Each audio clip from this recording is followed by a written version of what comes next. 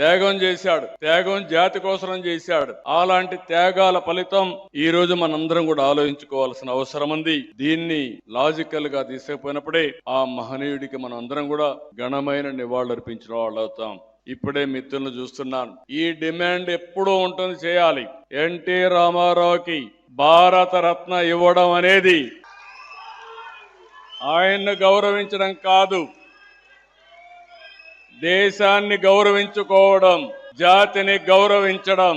తప్పకుండా ఎన్టీఆర్ కు భారత రత్న వచ్చే వరకు వదిలిపెట్టం, సాధిస్తామని మరొకసారి మీ అందరికీ హామీ ఇస్తున్నా.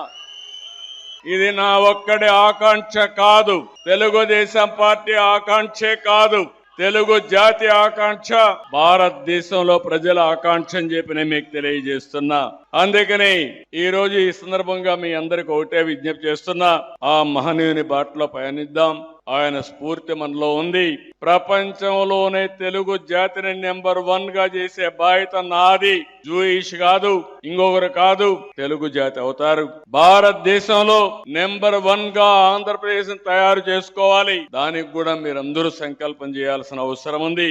భారత దేశ గౌరవాన్ని పెంచుదాం, తెలుగోడి సత్తా చాటుదాం.